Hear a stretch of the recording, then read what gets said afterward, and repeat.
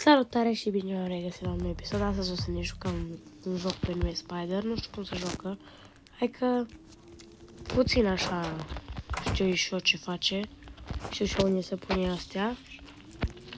Și da, am auzit că jocul ăsta despre un panel care ne urmărește și ne pot captivo. Bun, eu știu ce trebuie să facem cu astea, restul. Oleu, am murit o grămadă de chestii și ce trebuie să fac cu obiectele și bla bla bla.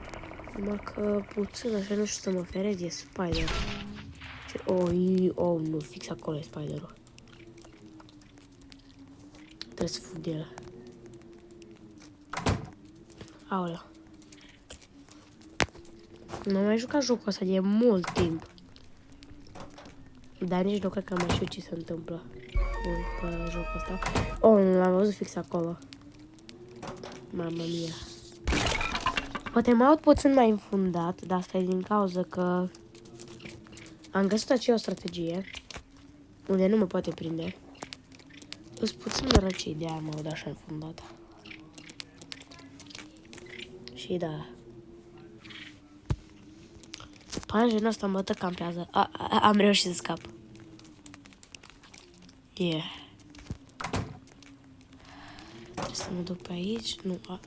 Am nevoie de asta. E fix acolo. Mamă, e foarte, foarte fricoșitor panjenul ăsta. Adică am mai găsit ce. Opa. Trebuie să vedem bine pe aici să nu. De asta am nevoie. Prima oară o să o pun asta, pentru că asta e destul de folos. Asta și unde să pune. Dacă nu fie aici, l-am văzut. Deci asta vine aici în beci, unde am pus noi C4. Și asta vine acolo la Grinky. Gata, deja am rezolvat părțile. De acolo, de la ușă. Oare reușim să scăpăm? Ne mai trebuie încă asta, care știu ce face. Trebuie să iei cheia galbenă.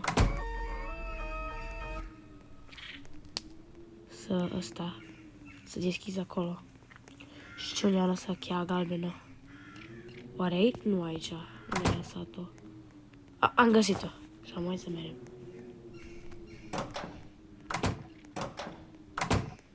Și? Dau speedrun. Cât de cât mi-am amintit ce trebuie să fac pe jocul ăsta.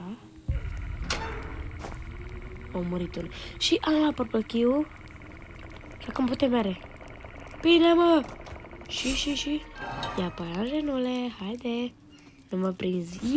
Am reușit să scăpăm. Da.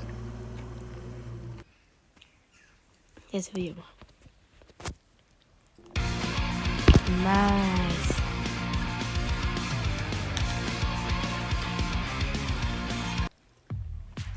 Am reușit să batem jocul. Dacă mai vreți să mai fac videouri cu ceva, scuze că a fost asta foarte încet, videoclipul ăsta foarte lăsat avanzis de o grămadă de ori la videoclipuri. Dacă vreți să fac mai mult, să-mi scrieți în comentarii. V-am pupat. Pa!